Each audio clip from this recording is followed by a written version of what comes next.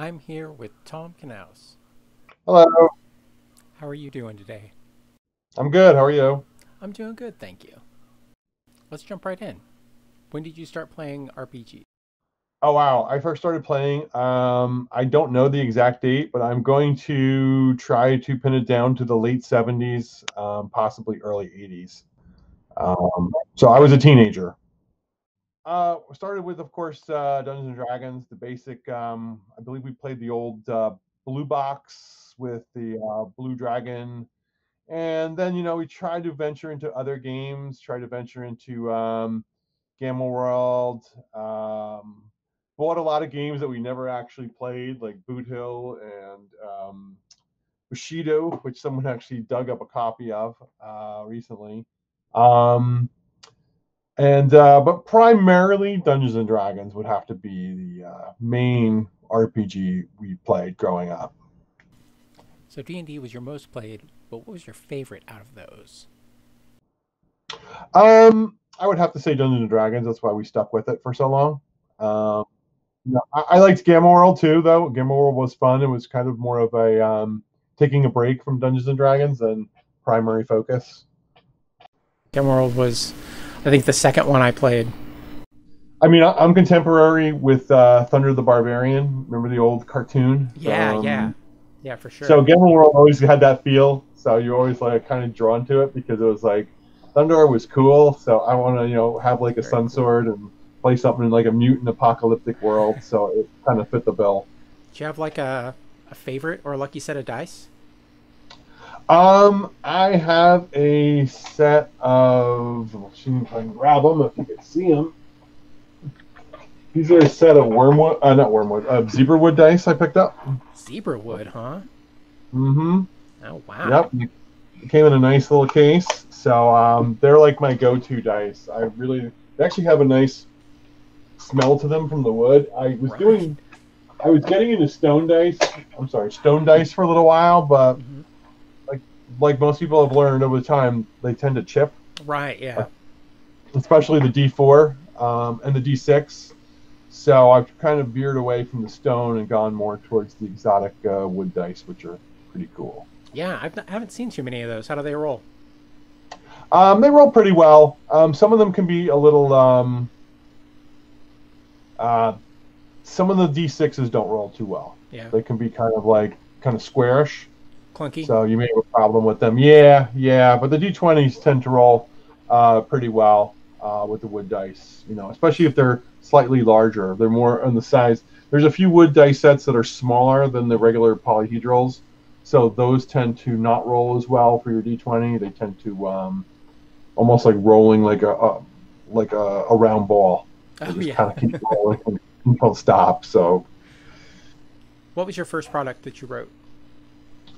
the first product that I wrote was oh my god, it was actually a PDF adventure. I submitted to a company called Rock Games, which was a long time ago. It was an adventure called Love Forlorn, um, and that was the first thing I got published in PDF. The first thing in print was boy, I think it was a compilation book for Atlas Games called Uncommon Characters. Oh, cool. Uh, yeah, Back in 3.5 days? 3.0. 3.0.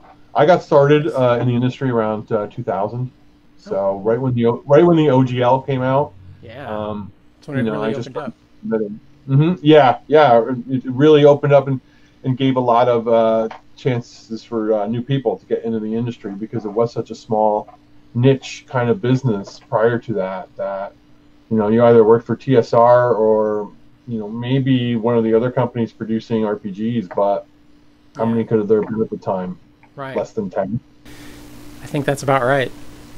Yeah, no, there weren't too many, so it was really opened up the door to a lot of people. And while a lot of the companies, that started at the OJL and in that whole like explosion are not with us anymore, a lot of the people who were involved with them, eventually built up a reputation and moved on and found a place someplace else. So it really opened the door to a lot of new and different ideas that I think really helped the game expand a lot over Yeah, the years. definitely.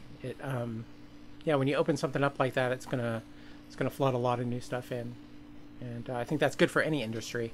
Yeah, new ideas keep things fresh. So, and new people keep things fresh. And, just simply, like any other industry, if you, had, I'm a big punk rock fan. So Nice. I grew up in the 70s. Mm-hmm. And in the 70s, it was the same old, rock radio, the same old bands that were there from the 60s. And, I'm not saying it was bad. I'm not saying they turned out bad music, but it was really kind of stagnant. All right, run of the mill. Right. It was. I don't want to say run of the mill, but it was kind of like very just stayed. There were no new really artists breaking in. Mm-hmm. There might have been a handful, but by and large, there weren't until you brought in, punk became big, and then you had a whole slew of new artists, and then you had MTV come along. Right. And you introduced an entire everything. generation to a whole bunch of new artists, and it really changed things. And I think with RPGs, it was the same thing. If you have the same people doing the same things for years and years and years, eventually it does kind of stagnate, for lack of a better word. Yeah, so that's it good. really helped. Yeah, I feel like we're in a renaissance right now with the streaming thing, bringing a lot of people in, seeing a lot of different ways people play. Yeah, I think the streaming has opened up the possibilities because it is difficult to get, especially now in the COVID environment. It's difficult to get together in person. So streaming for a lot of groups is the only option, even if you were formerly playing in person. Depending upon where you are in the country. So. All right, so I got a controversial question here for you. Okay. Who started punk rock? Was it Sex Pistols or was it New York? Okay, I'm a big Sex Pistols fan. All right. But the Sex Pistols did have the Ramones album, so they knew of the Ramones, and I believe the first what's considered the first quote-unquote punk single was released by The Damned, if I'm not mistaken. Oh, wow. New Rose. Yeah, right. So New Rose was the first punk. It's considered by some, again, it's considered the first punk single that was released. So technically, if you want to go by who released the first quote-unquote punk, record, it was probably The Damned, or it could have been, I'm not sure if the Ramones came first or The Damned, but I know in England it was The Damned. Does writing energize you or exhaust you? It depends. Sometimes it can be difficult, and sometimes it's inspirational. It depends on what stage you are in a project. I think when you're first starting, it's very exciting and it's inspirational. And as you get further into it, it can be sometimes challenging to come up with new ideas or, see where you want to go with something. You see it. I'm terribly disorganized. I'm not the person who writes the 20-page outline explaining everything that's going to happen. My outline might be, or my idea might be a page long, and I just kind of flesh it out as I go along. So that, for me, works, but it can be points where you hit a bit of that, where do I go from here kind of situation that can be kind of, oh boy, I'm kind of stuck, where do I go? And then, for some reason, it just kind of tends to work itself out, and, you tend to move on from that. All right, so if you had a superpower, what would it be? Last night someone asked me the same question. Well, I'm talking about a real life superpower, though. Like mine, finding okay. parking. Oh, all right. So not a superpower. No, just your everyday life, what you could call a superpower. I would be tech savvy. Nice. That's a good one. That's, somebody who could, do all those tech things that I can't do. That, can go on and, fix whatever and create my own computer and, do all the streaming stuff and, not have to struggle with it. I could do Photoshop, easily. So I would say be a tech expert would be it. That definitely is a superpower. I forget how much knowledge that is until I meet somebody who can't do it, and I'm like, no, double click, no faster. Yeah, it was a funny story from my regular job. Is we have a guy who's a computer scientist, and we're doing a Skype meeting, and he can't figure out how to hit the mute button on the microphone. Oh. We're all like, You're a computer scientist. You don't know where the mute. I know where the mute button is on a Skype meeting. So, I guess sometimes it's one of those cases where people overthink things. Yeah. Mm-hmm. And I think it must be more complicated than it really is. Speaking of which, if you didn't write, what would you do? Oh boy. You know what? I am a quasi. I guess I call myself a quasi attorney, and everyone who are the real attorneys say I speak more like an attorney than they do. So I guess I would probably be an attorney. All right. Did you go to school for that? Nope. No. I did not. I had no schooling at all for law. I just seemed to be good at picking it up and presenting an argument in front of somebody, and I just seem to be good at it for some reason. I don't know why, but I just am. Nice. What are some common traps for aspiring writers?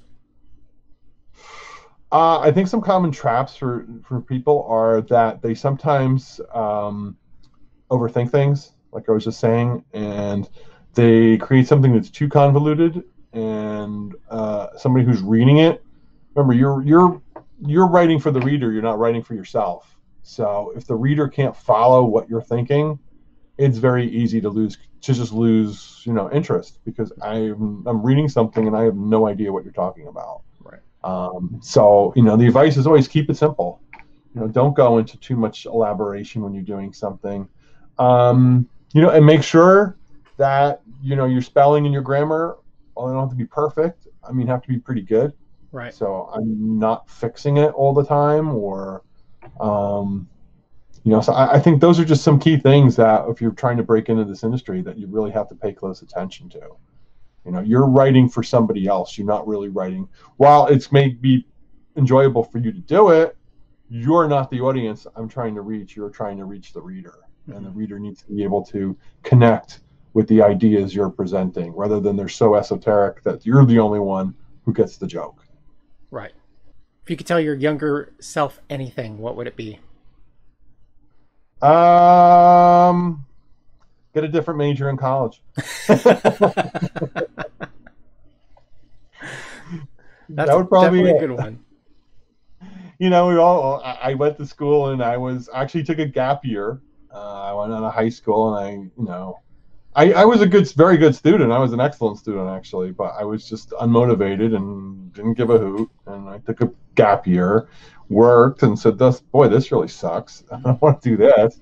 So I went back to school, but it was kind of like, one of those things where I was originally, my dad was a teacher, maybe I'll be a teacher. So I took some education, and it was kind of like, I don't really know if this is for me. And then I went into English, and while I'm ultimately, I'm an RPG writer, that's not my bread and butter is, writing RPGs. So, right. So is there anything out there on the horizon that you're looking to get your hands on? I would love to do some Cthulhu adventures, Cthulhu material. I like playing the game. Mm-hmm. I enjoy GMing the game. If I go to a con, Call of Cthulhu is my con game that I'm looking for. Yeah, so I would like to do some Call of Cthulhu work. There may be a possibility it will come up on the horizon, so that's cool. And I'm actually toying around with a card game. So I actually have a little prototypes. Again, I don't have actual ones, but I have to use regular playing cards and put the cards on them for now until I figure out how exactly it's going to go through playtesting. That's something else too I'm working on that I really think if I can catch lightning in a bottle, it might be pretty big. So nice. Hopefully, fingers crossed. So does that affect your other writing at all? Is there a little bit of eldritch horror there in the background? Yeah. There's some. Actually, I showed another big Cthulhu fan. I actually have a copy of the Delta Green Countdown. He was a big Delta Green enthusiast, so I whipped out a mint Delta Green. He was very envious of it. Countdown. Cool. He's like, "Oh my God, you have a mint?" I'm like, "Yeah, I just had it on my shelf for years." Tell us about your current project. I am currently we're going to be kickstarting next week a project we are calling Tual. It is spelled Tehuatl. So it's naturally, most people probably Tehuatl. It's really Tual is the way we pronounce it. It is a Mesoamerican inspired expansion to Frog God Games, the World of the Lost Lands campaign setting. So it consists of 2 books. The first book is the main book, or the system neutral source book, which we called simply Tual. It is your guide to this island. It provides like a gazetteer. There's a full color map. It describes the history. It gives you an overview of the customs, the traditions, the people, their religions, and some cursory equipment. Supplementing that book, we also will have a system-specific guidebook that will provide some of the crunch material. That'll be prepared for 5e, Pathfinder, and also for Swords and Wizardry, which is our in-house 1e retro clone system. That guidebook will be smaller for S&W, for Swords and Wizardry, because some of the crunch material doesn't port over well to the system. Yeah. So that will be a little smaller. We then have a Adventures in Tual adventure book that currently has 3 adventures in it, one written by me, one written by Tim Hitchcock. If you know Paizo and Pathfinder pretty well, he's done a lot of adventures for them. And Rob Manning, who has done a lot of work for Right Games, and he's done some work for us at Frog God Games too. Our stretch goals, we're going to have 2 more adventures added to the book if we are able to reach that goal.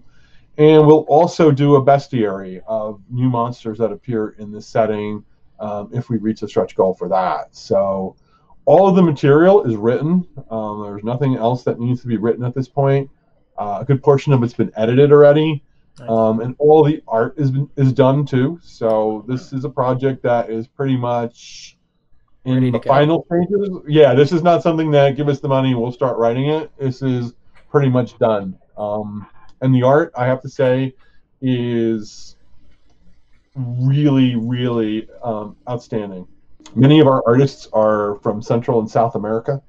So awesome. They were really interested in doing this project, and you can tell a lot of them really poured their hearts and souls into this. This was something that when we gave them an order, they were like, please give me more orders. I really want to do this kind of material because it's not done very often.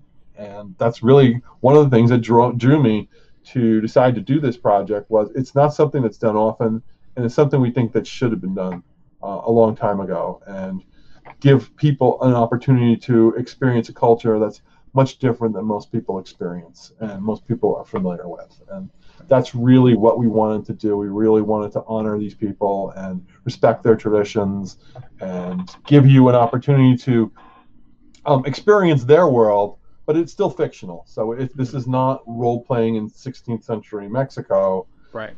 This is role-playing in a world that's inspired by it, but it's not the actual world. It's different. So we added some differences, some changes to it that we felt made sense from a technological standpoint and from a logistical standpoint. But we also wanted to keep things true to the way they actually were, without making, we didn't want to introduce gunpowder. We didn't want to introduce some horses. We felt that was kind of different. But in this version, the people who are known as the Azlis, who are modeled basically after the Aztecs, they have vulcanized rubber. They have warships. So they have things that they didn't have in the real world, but we've added them in the fantasy world to, make that we thought made sense. Right. It would be a natural progression. So that's the road we decided to take with that. How separated is this from the main Lost Lands continent? Well, if you have the World of the Lost Lands setting book, it discusses the southern hemisphere, and it talks about the Knauss Islands, and it just gives very little bits of pieces about it. Little I'm trying to remember what the word is. They call them nuggets, or just little links to it. So this is in the southern hemisphere. It is an island. It's probably the size of a Midwestern state, if I were to give an equivalent. So it's not, gargantuan. It's not the size of Australia, but this is not, the tiny island like Aruba or anything like that. It's it's several hundred miles across and several hundred miles wide. So, it still has a few connections to the main continents, but it is more or less a standalone location. Cool. Mm-hmm. So what inspired you to take this on? I was actually given the opportunity to do whatever I wanted. Oh, wow. So, yeah. So it's one of those deals where I had filled in on a lot of things that other people were supposed to do but couldn't do for whatever reason. So it's like, can you crank out 60,000 words on the Lost Lands? Okay, I can do it in a couple months. So, you do it, and it's like, all right, it's basically, well, what do you want to do this time? Because you've done what other people have, been filled in. And I said, this is what I want to do. Awesome. I always found that the culture very fascinating, and I knew some stuff about it, but once I did a really deep dive into it, I wanted to learn so much more about it and to really bring it to life so people can experience it. And most people's understanding of Mesoamerican civilizations is fairly limited. It's limited to, they probably can identify a Mayan pyramid for you, and they might be able to tell you one or two other things. But outside of that, their knowledge is fairly limited. And we wanted to expand that and give people the opportunity to adventure in a world that they're unaccustomed to adventuring in, and see how they like it. And I think they're going to like it, because we really did a good job remaining authentic while also, making it fictional and incorporating fantasy elements that people are familiar with as well. So it's not totally alien, but it is totally different. Wow, that's awesome. That goes back to what we were saying earlier about staleness and introducing something new. I think we're all kind of used to that Euro fantasy thing, and bringing in Mesoamerican is definitely different. Yes, with a few new elements too. We added a few things to it that we think made it unique as well. And I think that it is kind of there are your traditional fantasy races still. Your elves, your dwarves, your halflings, goblins, gnolls. Those creatures are still here, but they're presented in a slightly different context than what we're traditionally used to. So, in this world, they're kind of like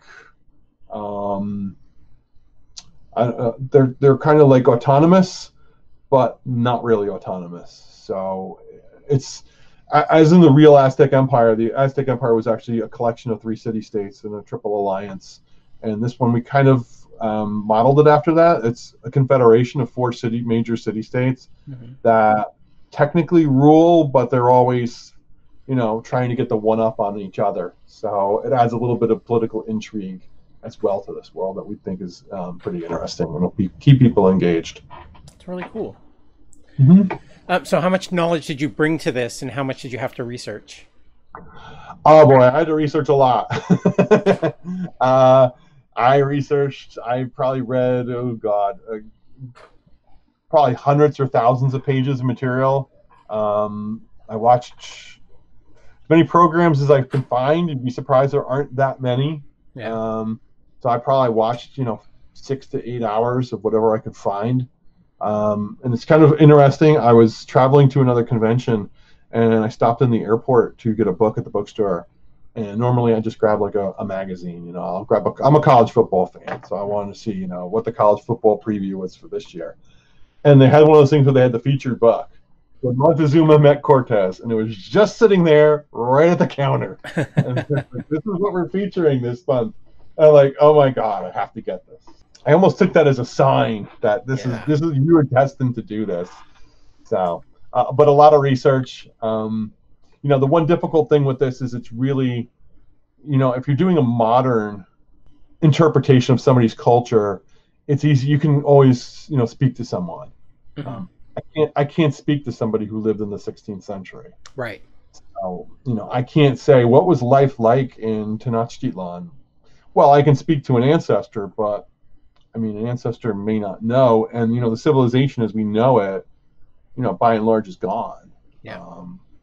There's some people who are, still live in parts of Mexico who still have carried on some of the traditions, but the Aztec Empire as it was, it no longer exists. So that was the challenge, in that you simply, you can't tap into a living person and ask them, tell me your experiences in this world. So you have to go buy, books and research and whatever you can find to try and piece it together, and then add a little bit, again, being fictional, add a little bit of your own extrapolation to it. How much time did you spend on this? I started this project in approximately March or February of 2019 and finished it maybe a month or two ago. So about a year and a half. Good. Yeah, Awesome. it was a lot of time. The finished product is about, I'm going to guess around 3, including all of the add-on stuff and everything else, is probably around 330 to 350,000 words. Wow. So that's a lot of material. Frog God is, well, I don't know if they're famous for it, but I know them for huge, huge books. And I kind of like the way they're doing it recently with splitting out that system agnostic stuff and then having separate books for the crunch. Yeah, I think it works well, especially since we do cater to 3 different audiences. We cater to 5e is probably the largest in terms of players. But we do have a sword and wizardry following that, is not as large, but also is a lot of collectors. And they like to collect, various editions of the books. And we also have a Pathfinder group as well that's, stayed with us. And, there was a bit of a time where we did stop producing Pathfinder.